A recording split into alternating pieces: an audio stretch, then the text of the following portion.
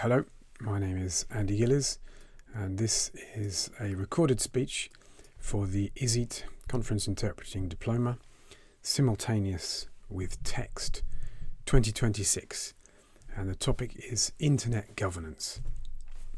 And I'll begin the speech now. So I wanted to talk to you about the topic of Internet governance today. But I'm going to begin with a slightly more topical and less serious point, as I recently saw the film Hail Mary.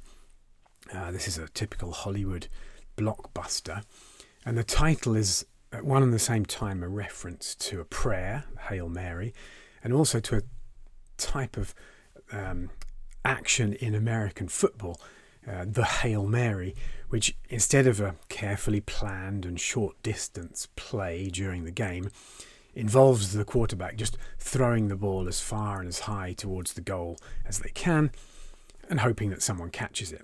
So the premise of this film, if you like, is a last shot, hoping above hope, beyond hope, to save the world.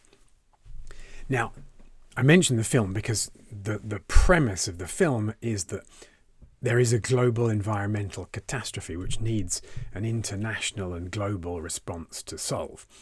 In the film, the sun is cooling down, and the nations of the world come together to build and launch an international and multinational spaceship to find a solution to this problem of the sun cooling down at a nearby star which doesn't have this same problem, and to return the solution to Earth.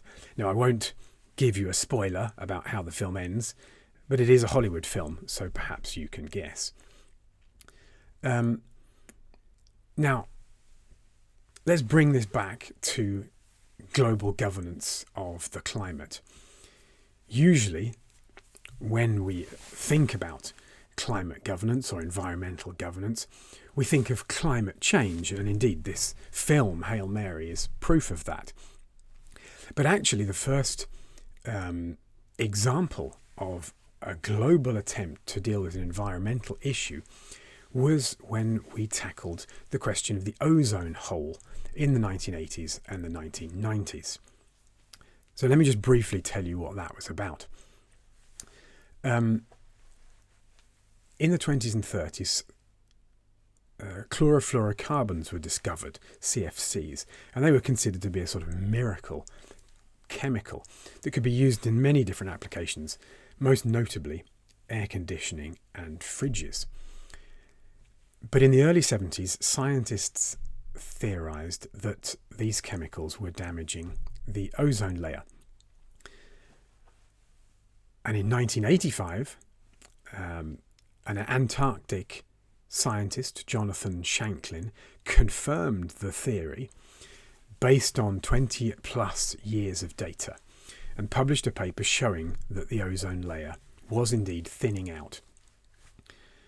What's the problem with that? Well, the ozone layer protects us from ultraviolet light coming from the sun. And in fact, had the thinning of the ozone layer continued, the Earth would have been pretty much uninhabitable for humans by 2050.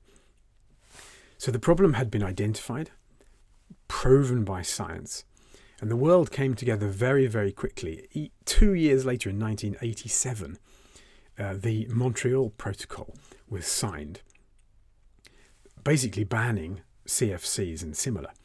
And in the following 20 years, the production of those chemicals reduced, alternatives were found, and by 2005, 98%.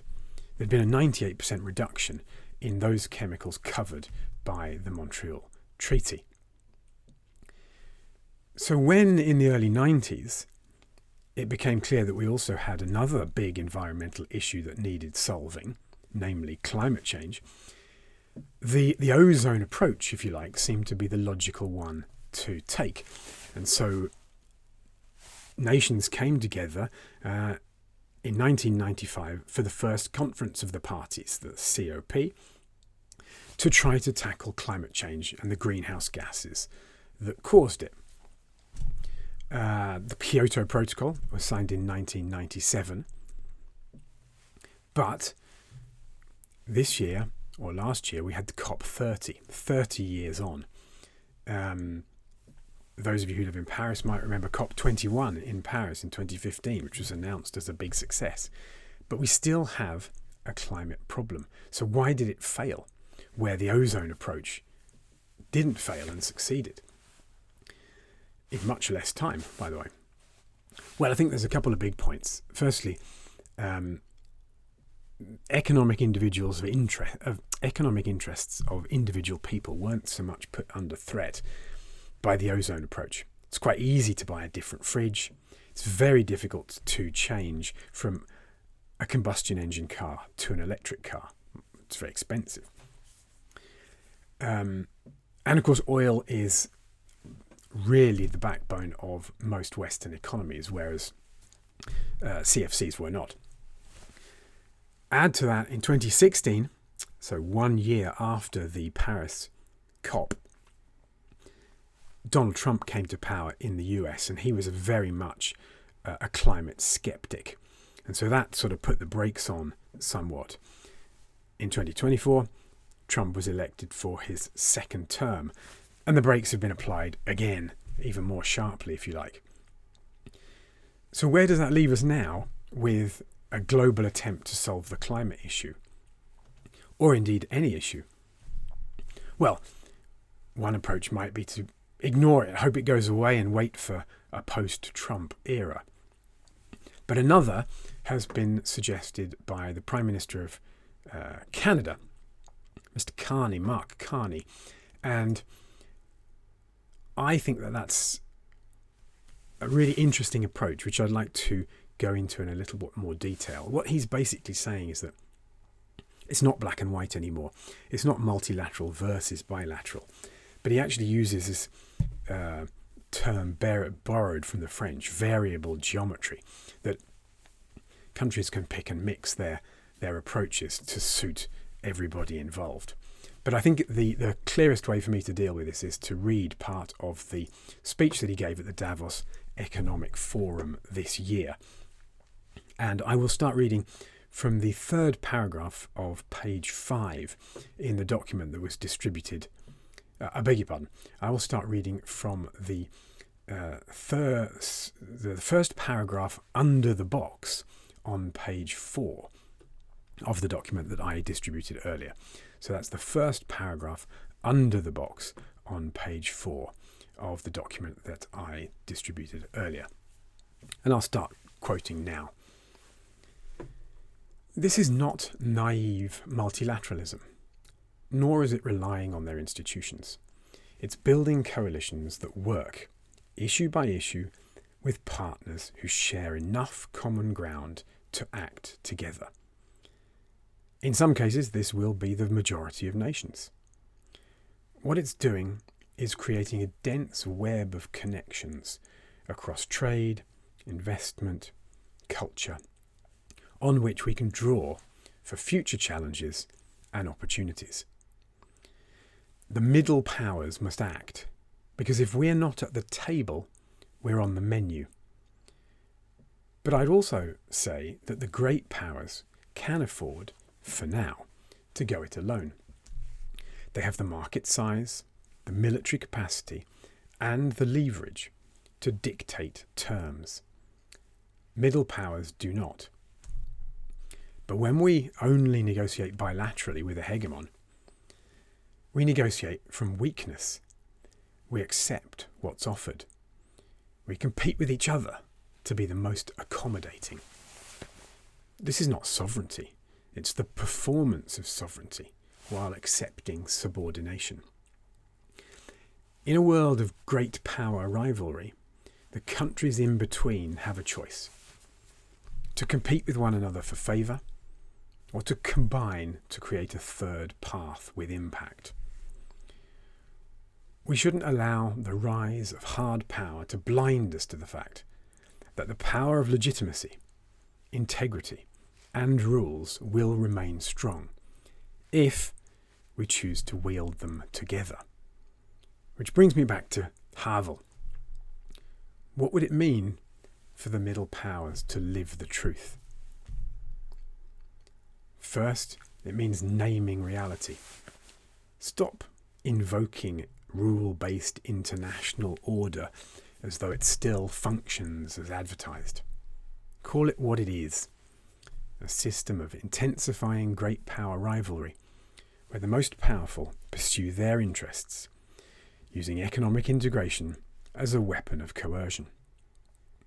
It means acting consistently, applying the same standards to allies and rivals. When middle powers criticize economic intimidation from one direction, but stay silent when it comes from the other, we're keeping the sign in the window. It means building what we claim to believe in, rather than waiting for the old order to be restored. Create institutions and agreements that function as described. And it means reducing the leverage that enables coercion. End of quote. So the question now is, how can we apply Mark Carney's third path to the issue of climate change? He suggests that countries that group together are stronger. And I think that's right. If a group of middle-sized powers come together to initiate some sort of regulation or program, you might find that the big powers want to join in. After all, the USA does actually adapt its telephones and computers to EU regulation, because the EU is such a big and powerful market that US companies want to sell there. So US companies do actually adapt to what the EU is telling them they have to do if they want to sell products in the EU.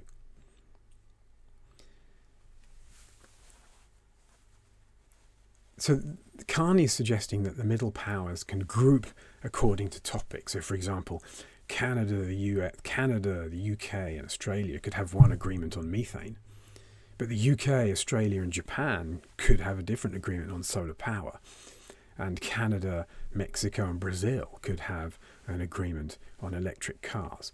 And there would be a pick and mix approach where each agreement suited everyone, rather than having this gigantic single climate agreement that nobody's particularly happy with. Will it work? Will it be the solution?